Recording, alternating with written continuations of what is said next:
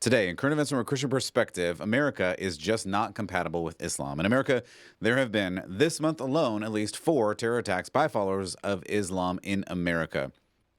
So the first is the Austin shooter. He was a naturalized citizen from Senegal, Muslim. The second was the New York City bombers, children of naturalized citizens from Turkey and Afghanistan, both Muslims. The third was the Old Dominion shooter, naturalized citizen from Sierra Leone, Muslim. The fourth, Michigan synagogue attacker, illegal immigrant from Lebanon, a Muslim. And we are told over and over and over again, the recent special on CNN was the rise of Christian nationalism and its problems in America. The special just came out letting us all know the biggest evil facing America right now is Christian nationalism. We've heard warnings from many of the news outlets, the previous presidential administration, countless talking heads, but perhaps it's not Christian nationalism that is the biggest threat to America right now. All this and more today. I'm Matt Odegaard, and this is Church Public.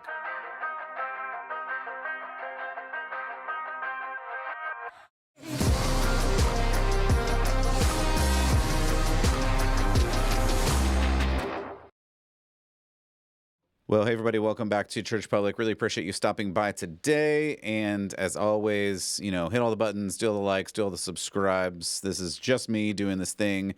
If it's helpful to you, send it to somebody. I talked to somebody last week, and they're like, you're on Spotify? Yes, it's on Spotify. It's on Apple. It's on Google. It's on YouTube's. It's on, provided they like me, which sometimes they don't. Rumble. And, of course, you can go to the Substack. And that's where you'll get the video. You can subscribe. If you want to support, you can support there, or you can go to churchpublic.com/support. You know what to do. Do all the things, and really nothing will happen. But at some point, just trying to get the word out. I want to help you live out your faith, and we're going to examine current events from a Christian perspective by doing that. Today is a little bit of a special episode because we're really doing like a faith-to-faith challenge. I think it's important to recognize that there are no compatible religions. Like there just are not. I did a couple of months ago, you can go back in the archives and find it, a review of this coexist idea, this coexist sticker, and this coexist banner that tries to put all of the religions together, saying they're all the same. They're not the same. They don't even like each other. That's the reality of it. And because what I see happening is the Islamic faith, Muslims, taking over all kinds of places in America, we need to talk about it. We need to talk about what it is. We need to talk about what it does. We need to talk about a little bit what they believe, what we believe. I probably won't do it for time today, but we'll see. I have a bit of a dozen plus different things where Christianity believes this, Islam or Muslims believe this, and I'll probably want to go through that at some point too, just kind of a back-to-back, side-by-side comparison. We'll look at that. I probably won't do that today because I want to get to some other things today, but we'll see how time goes through. From there, we just need to look at this, and we need to be unashamed of our own faith, and that's really where this all begins. I believe in Jesus. I believe in the Bible and what it reveals to us about God and about us, and we're going to talk about that thing. So we're going to talk about it here today. We talk about it every time, but especially here and now when New York, I didn't even clip it to put it on the show because just as I was grabbing a coffee, grabbing a snack before coming on, I'm scrolling, and another literal entire street taken over by Muslims praying, no, not in Afghanistan, no, not in Iran, in the middle of downtown New York. So this is happening. I used to live very close to Dearborn, Michigan, which, as you know, has become I was going to say Mecca, maybe a little bit on the nose, but anyway. And they just opened, I didn't even clip this, the largest mosque in America. So it is happening. These two faiths are not compatible, and they're coming together more and more. And so we do have to figure out, well, what does this mean for normal Christians, and what do they believe? What do we know? What do we do about it? I'm going to start actually with not me talking. The late, great Charlie Kirk had some things to say about Islam, and I think I'm going to start there. This is a good place to start. So here is what he had to say. Islam is not compatible with Western civilization, period. I'm not talking about individual. We're talking about the macro ideology where many of them gathered together and what that metastasizes into. So I want you to try to filter out any individual interactions, because that is a distraction from what is happening civilizationally. How is it incompatible? Number one, we as Christians believe in freedom of speech. We believe that it is our birthright. Islamists do not believe in freedom of speech, period. You cannot question Muhammad. You cannot make fun of him. You cannot question the state. Number two, they do not believe in freedom of expression or freedom of religion. In Islam, in the verses, you are allowed to lie, you are allowed to deceive in front of God as long as it advances the aims and goals of Islam. You are allowed to masquerade a different version of yourself. A foreign concept to those of us as Christians. Because what is the ultimate value claim of Christianity? It is truth. Because our Lord and Savior is truth, and truth became flesh. At the top of all of it, it is truth. In Islam, it is not truth. Truth is not the ultimate Islamic value. It's not. It's power. It's domination, subjugation, conquest. Islam is taking over by force. There's a reason why it is a religion of the sword to create a global caliphate. So that was his brief summary of Islam. We'll talk about some more as we go through, but it is important to understand. And what I want to at least maybe counteract or talk through is like all of these news stories. I showed you that one earlier from CNN. This was a whole, whatever you want to call it, docuseries where they examined the rise of Christian nationalism and the problems with Christian nationalism. I do not know, but I have not seen on CNN the rise of anything in Islam and the troubles therein. So you need to understand that this is a one-sided issue from a news perspective. And I just brought to you these quick 4 attacks that were terrible attacks, and they were not by Christian nationalists. In fact, I can't think of a time when there was an attack by Christian nationalists. I'm sure there was. I'm probably missing it. But the difference again, and I'll probably say this a lot, but the difference again is Christianity is a religion of love. Jesus, number 1 and 2 commandments, love God with all your heart and soul and mind and strength, and love your neighbor as yourself. So if someone does something violent or unseemly in the name of Jesus, they are going against their religion. And as we'll see, I'll pull up some verses from the Quran and the Hadiths later. But their religion, as Charlie just said, is a religion of force. It is a religion of submission. Islam itself means submission or submission through peace, which means like, if you submit to me, then we'll be at peace. That makes sense, right? Sure. People will say Islam means peace. It does, as long as you agree with me.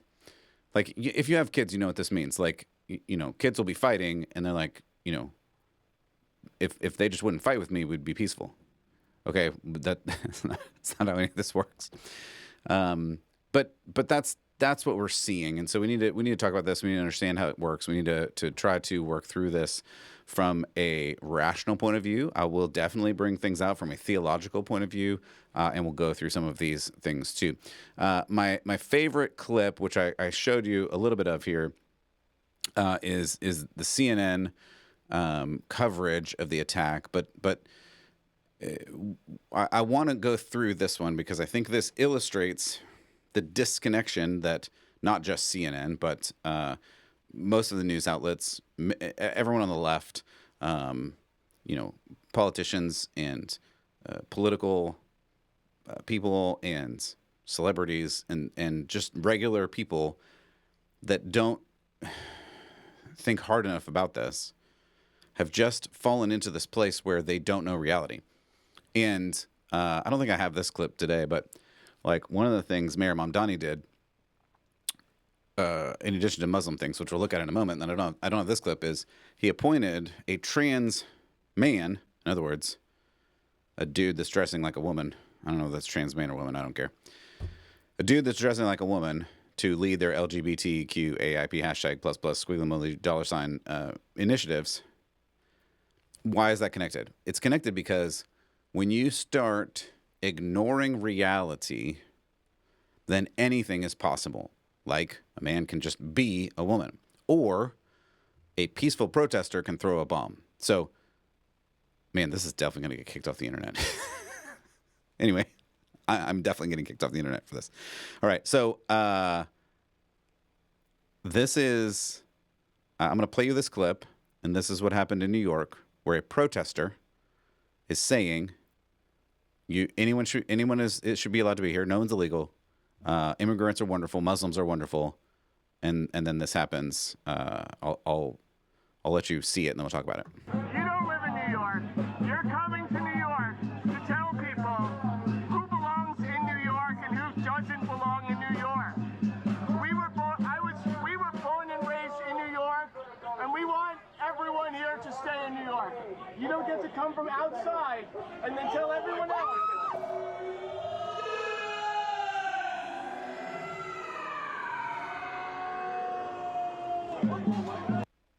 Okay.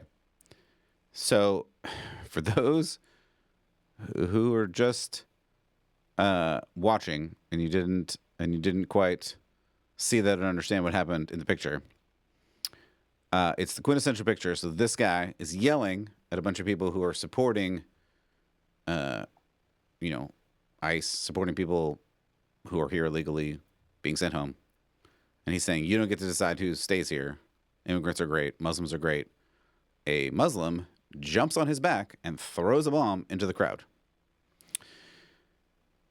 And if that isn't the image of like what is going on here, like I don't know what else to say.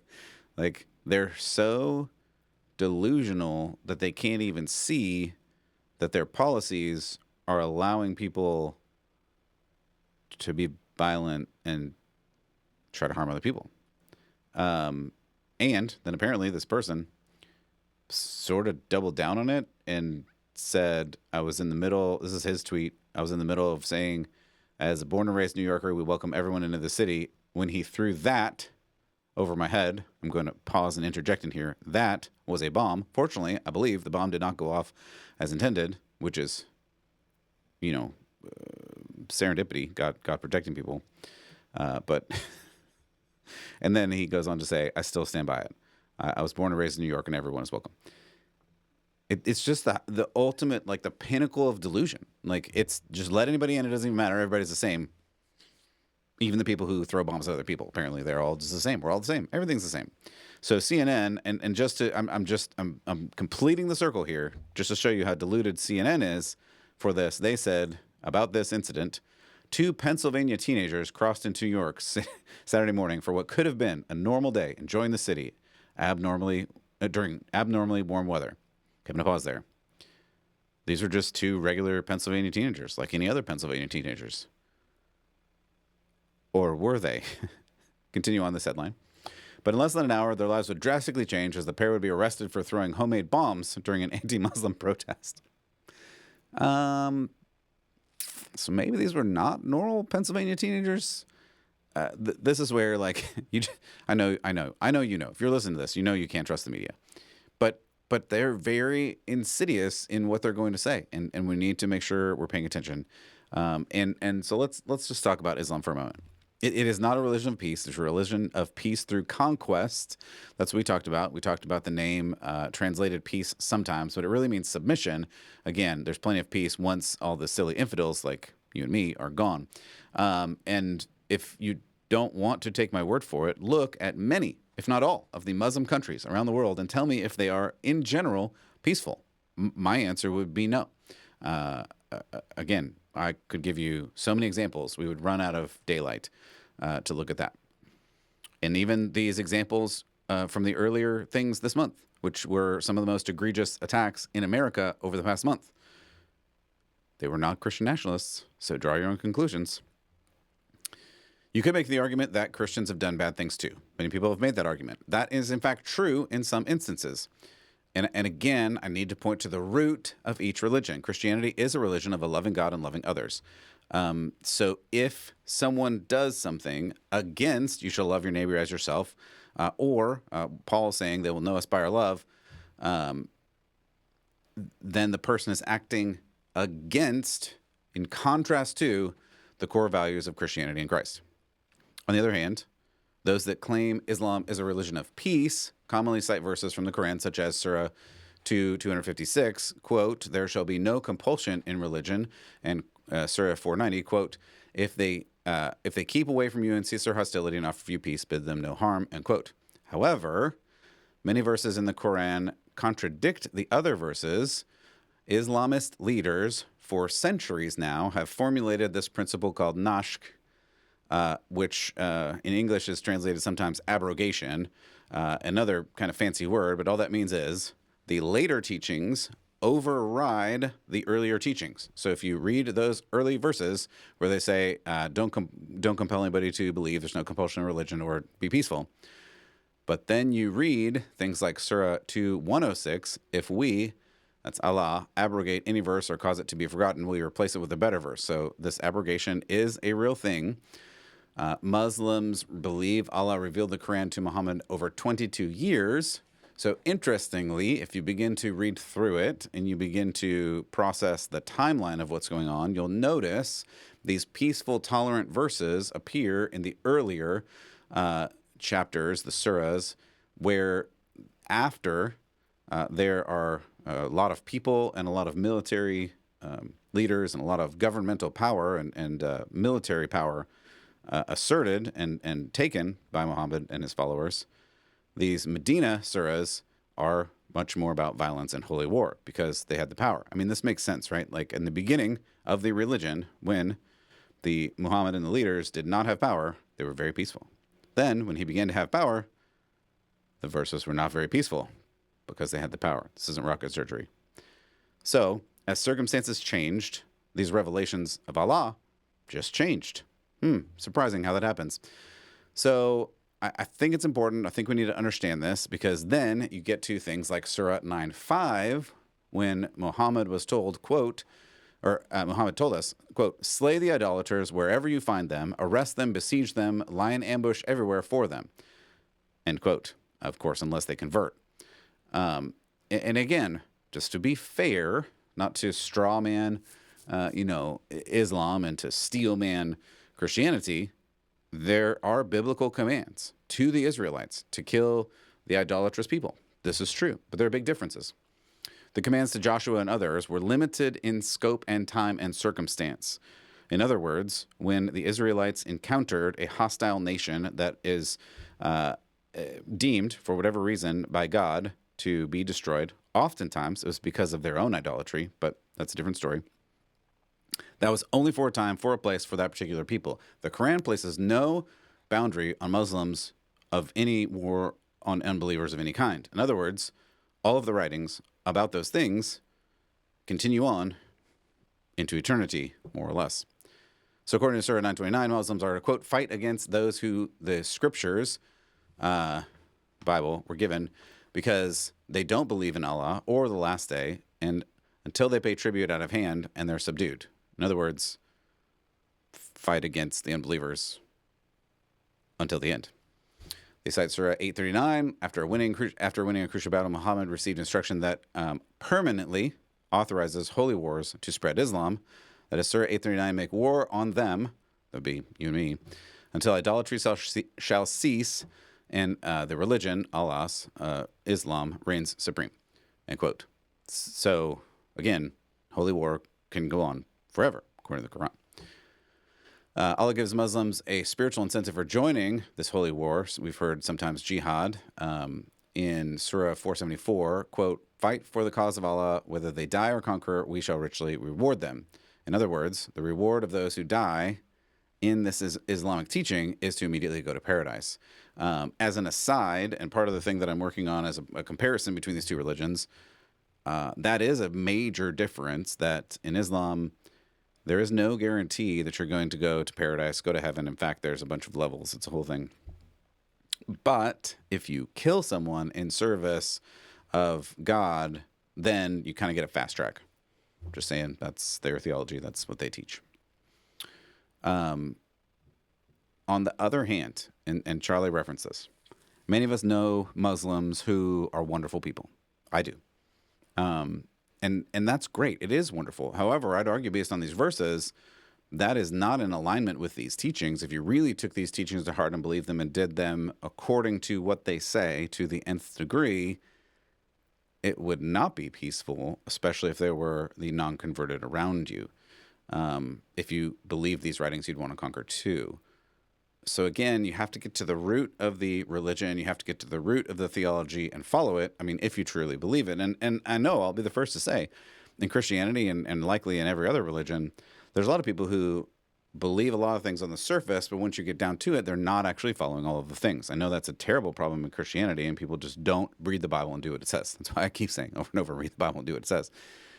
And likely the same thing is true in this case. You have wonderful, like truly nice people who are Muslims, but it's mostly because they don't believe everything and they aren't following everything, not because they do. I hope that makes sense. There's much to get more in theology. I don't want to go too deep because you're probably already bored by the theology portion, but I do want to look at some of the current events that are going on around us, especially in America, to highlight what is going on. As I mentioned previously, the new mayor of New York is a Muslim, outrightly so, right? In one of his speeches, he suggested that we should use Muslim theology and values to drive New York government policy. Let's hear that. Here we go. And I consider my own faith, Islam, a religion built upon a narrative of migration. The story of the Hijrah reminds us that Prophet Muhammad sallallahu alaihi wasallam was a stranger too, who fled Mecca and was welcomed in Medina. Surah An-Nahl 1642 tells us, as for those who immigrated in the cause of Allah after being persecuted, we will surely bless them with a good home in this world. Or as the Prophet Muhammad sallallahu alaihi wasallam said, Islam began as something strange and will go back to being strange. So glad tidings to the strangers. If faith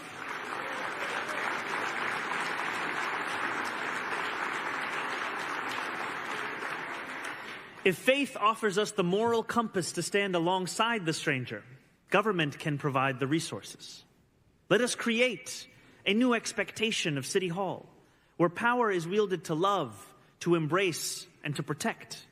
We will stand with the stranger today. Now, I don't know if you heard what I heard there, but theology aside, it sounded a lot to me like he wanted to take the Quran, his faith, and use that as a guide to inform New York governmental policy. Probably, I mean, I'm pretty sure, I could be wrong, but I'm pretty sure that's what he said there. Now, I feel like CNN might have something to say for that. If Christian nationalism is trying to use your faith and your belief and your theology to inform public discourse, what would this be? I wonder. But we move on. So apparently that doesn't bother anybody. Or apparently you can't criticize that. It's interesting to me that this is the one religion that you cannot criticize. And I think there may be something to that we heard from Kirk earlier. In addition, Mamdani has now led Muslim prayers in New York's Prospect Park. I'm just going to bring the volume down a little bit on that. You don't necessarily need to hear it if you are just listening. What you're not seeing is that this is just a public park in New York full of people praying to Allah, who, I mean, hate to say it this way, but is a false pagan god and not the real true God of creation. So this is a whole park full of people, and the mayor of New York is leading prayers to this false god. This is what we have to talk about, and we have to be bold and unashamed in talking about it, because while you have every right to believe whatever you want to believe, not all beliefs are the same, and beliefs cannot, as I mentioned at the beginning, coexist. So we've got to figure out, well, then what does this mean? And to put it more plainly into the geographical context, America was created, instituted, established as a Protestant Christian nation, and this is not Protestant Christian. It, in fact, would be the antithesis, the opposite of Protestant Christianity. And for more on that, learn about the Crusades. And likely, I'll just insert this as well, likely everything that you've read about the Crusades is wrong, because by and large, the Crusades, though you probably didn't read about this or learn about this in school, because you were probably taught that it was evil Christians who started the Crusades. It wasn't. It was the Muslims who started the Crusades, and Christianity, in almost every case, though they did some terrible things, were responding to and trying to get back land and property and even churches, because the Muslims' favorite thing was to take over a church and turn it into a mosque. Again, go back in history. Check my work on this, please. So the Crusades, by and large, were a Christian response to the pagan Muslim takeover of so much territory. They controlled more territory than like Alexander the Great, than Rome at one time. So quite a bit. At any rate, let's keep going. So then, just again, contrasting the evils of Christian nationalism, or so we're told, with whatever is going on in New York, this is Mamdani doing Muslim prayer in the City Hall of New York City. Again, I'll just bring the volume down. You don't necessarily need to hear. And if you're just watching, he has all the prayer carpets out, and they're sitting on the floor, eating with their hands, praying, having a Muslim feast in City Hall in New York City. And I mean, once again, if you had a prayer meeting in the White House, which I've showed you a couple of, to Jesus, people are calling that Christian nationalism. So I would retort, well, then what's this? Because it's not Christianity. So would it be something else, nationalism? Who's to say? At the very least, my social media feed is currently filled with Muslims all over America, praying, kneeling, building giant mosques, as I mentioned. There was a whole city in North Texas they were trying to build. I think the governor of Texas has stopped that, or at least he's trying to. I think it's important to pay attention, to see what's going on, and decide. You may fall on the side of religious liberty for all, and there's no problem with anything else. I would then urge you to take a look at Europe and what's going on, and take a look at the differences between Sharia law and Western law. And there are intense differences, especially in the freedoms, the values that women have. And it's not good for women. It's really not good for women. And that's the thing that you have to figure out. And you have to understand, like, women were treated as property, treated as second class, lower class, non-citizens for most of history, except for in the Jewish nation and especially in the Christian nation, in the Christian civilizations. I'll say it that way. The Christian civilizations that appeared after Jesus. That does not exist in Muslim nations. Go look. Go find out.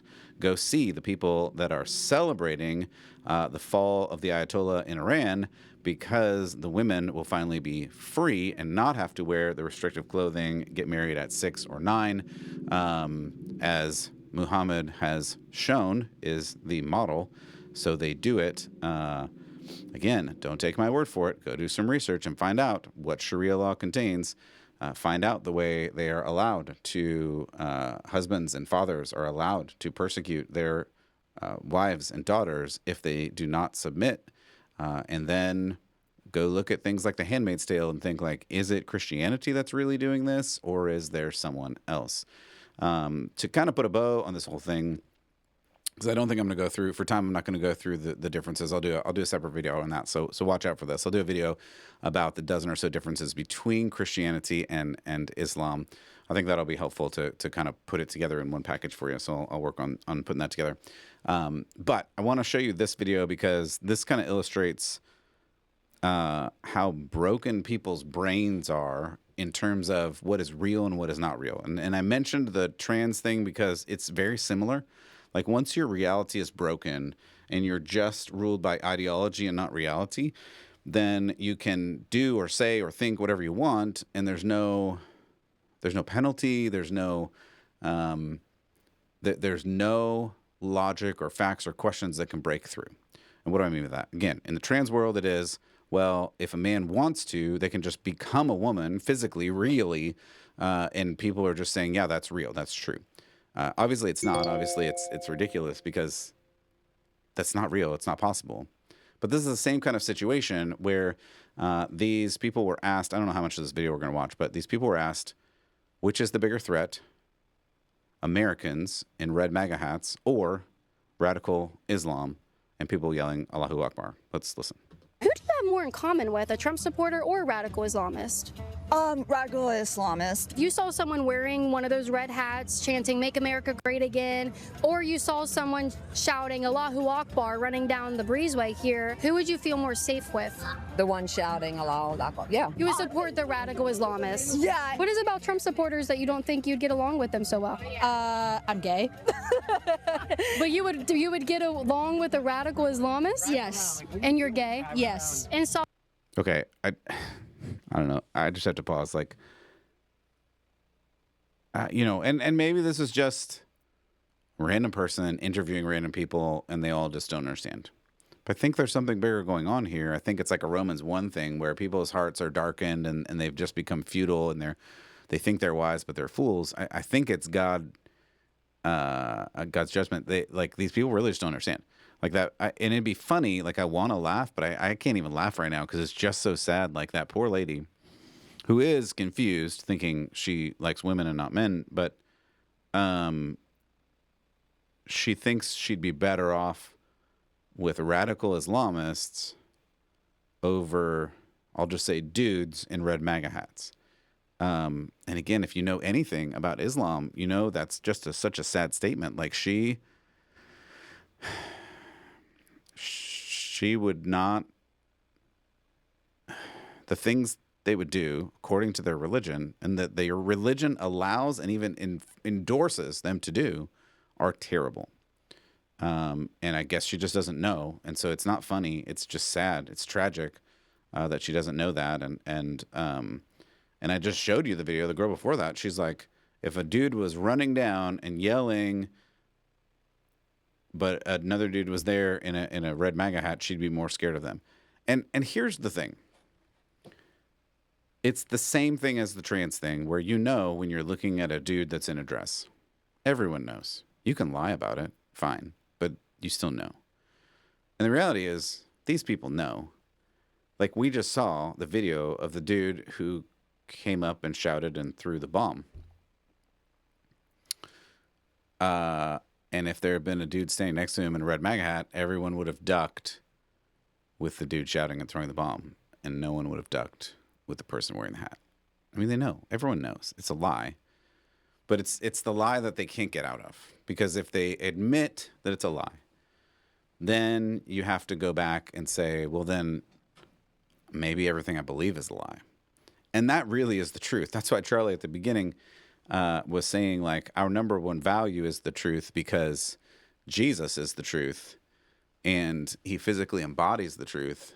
And that's the thing that we just really have to understand and watch out for. And it's so hard and sad because we have to continue to preach the truth and say the truth. But in Christianity, and this is really good, but it's really hard,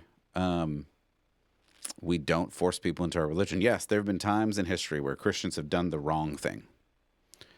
And I'm going to keep saying that's the wrong thing. You got to love God. You got to love your neighbor. And if you are forcing people to convert, you're doing it wrong. That's not Christianity. And we have to love people, share the truth.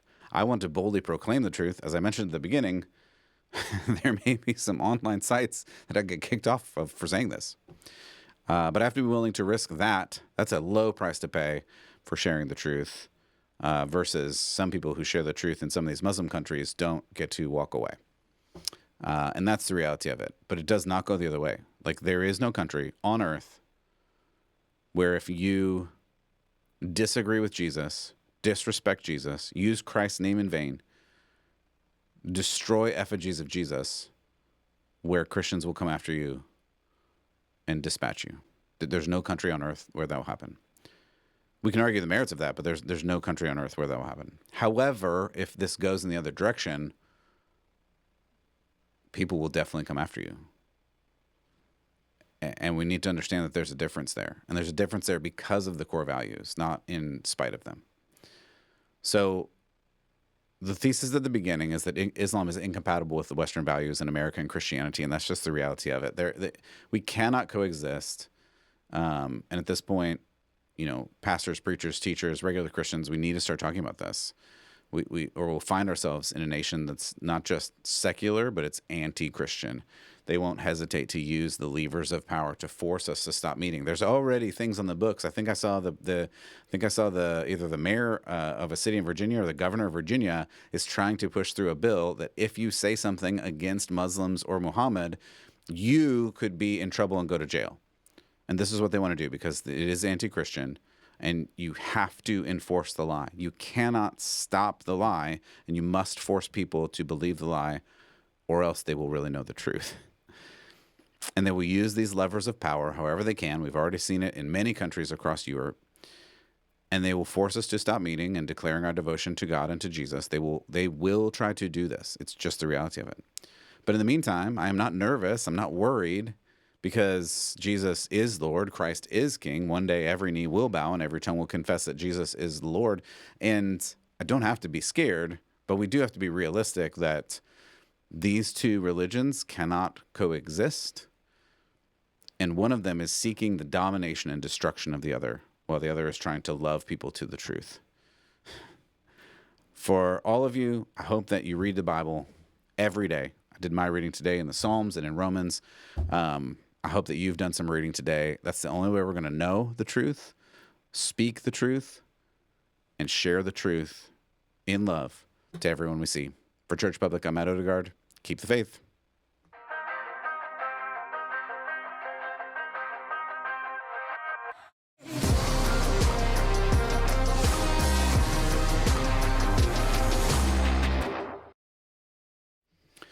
All right, everybody, thank you so much for joining me today. Hopefully this was helpful. If it was, do all the things, press all the buttons. Otherwise, I love you. We will see you next time.